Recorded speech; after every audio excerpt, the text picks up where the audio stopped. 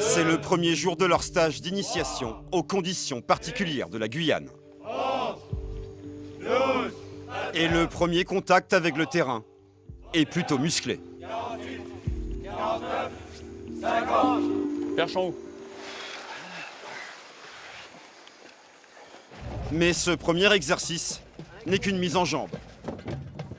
Ces nouveaux arrivants ont 4 jours pour assimiler toutes les techniques spécifiques à la Guyane. Des techniques plutôt dépaysantes. Ok, préparez-vous, après le virage, on saute. Ce matin-là, les stagiaires doivent se former à l'arrestation de Garim Perros à bord d'une pirogue.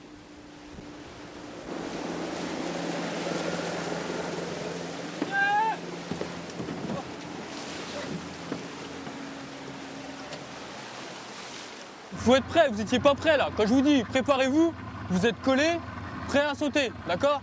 Quand je dis sauter, vous sautez. Pour les stagiaires de Chambéry, l'exercice continue. Sautez! Sautez! Ils doivent maintenant apprendre à plonger en eau trouble, chargés d'un barda de plus de 9 kilos. Ces gendarmes pourraient tomber à l'eau lors d'une course-poursuite. Sautez!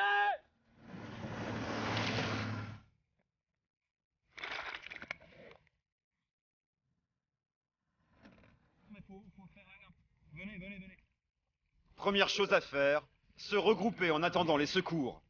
Les hommes doivent alors faire preuve de résistance. Ensuite, la remontée à bord est tout aussi compliquée. Voilà, comme ça, c'est bien. Vas-y, arrache-toi, vas-y.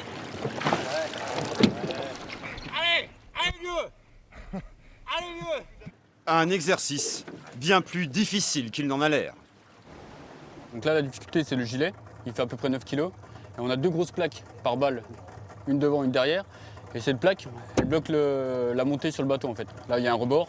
Et en fait, souvent, elle prend en butée. La journée touche à sa fin. Avant de rejoindre le camp où ils vont passer la nuit, l'escadron mobile apprend à se laisser dériver en grappe. Un exercice utile pour la traversée des nombreuses rivières.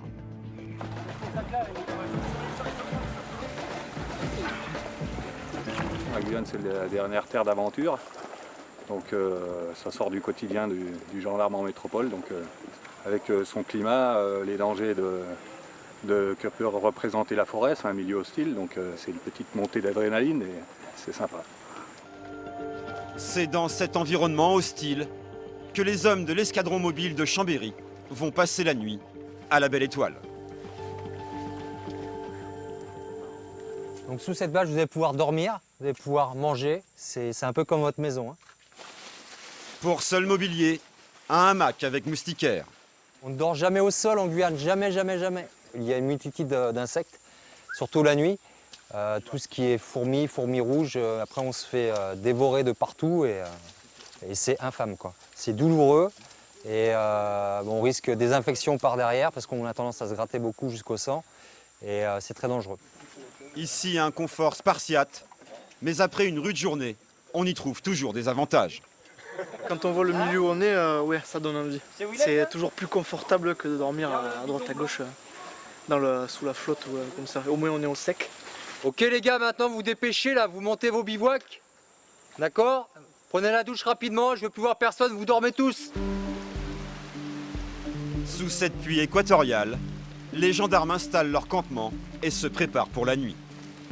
Une nuit qui tombe à 19 h sous cette latitude.